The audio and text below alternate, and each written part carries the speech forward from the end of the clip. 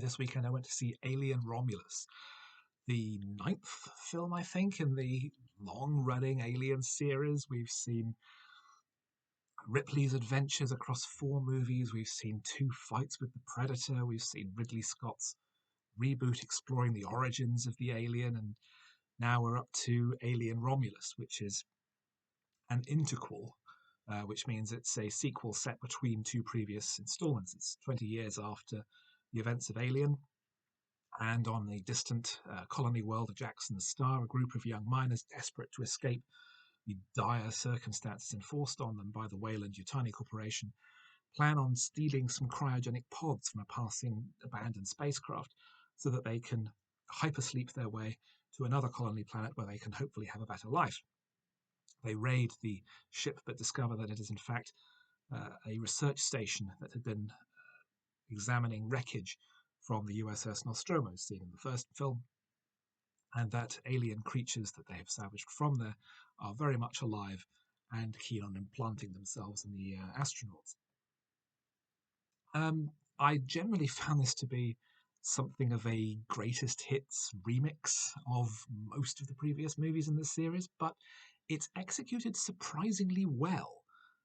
Fede Álvarez co-writes and directs and has a real sense of the grungy physical aesthetic of the original film. There's lots of old CRT TV screens, lots of buttons that light up when you press them. It's a really uh, viscerally analog vision of the future that he replicates from the earlier films.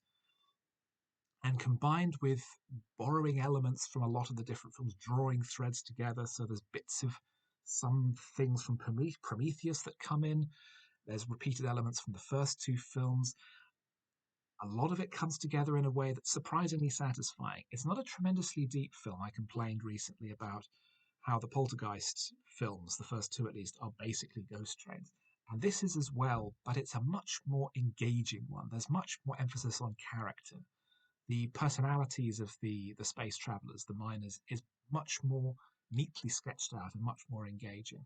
We have, like in the previous films, an android character whose loyalties shift as he's implanted with company chips so that he can access parts of the station, but that influences his personality. And there's a very strong performance from David Jonsson as a result, an actor I've never heard of, but this is a great star-making turn. Ultimately, it does, I think, reuse and recycle a bit too much rather than drawing elements and using them in new ways. But in general, I found this to be pretty good. It's up there with, well, not quite up there with the original three. I think that the original film is a classic. Aliens, I don't like, but will happily admit that it's an extremely well made film. Alien 3, particularly the assembly cut, is my favourite film of the series, and I've done a podcast on it, which you can listen to, and it's very good. Resurrection is in an interesting direction, but it's not as good. Prometheus and Alien Covenant are increasingly silly, self-serious hodgepodges of half-baked philosophizing.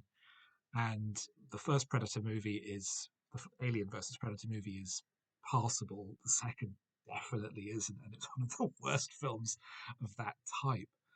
Um, but I like Romulus more than any film in the series since the third. I would definitely put it up alongside them. It's not a deep film. It doesn't have the depth and thematic and emotional complexity. I don't think that the first three films did. But as a more down the line soft reboot, or you could look at it as Alien 2, effectively, following the story of the world and the alien rather than Ripley's story. I think this is pretty good. I certainly had a good night out when I went to see it, and maybe you will as well.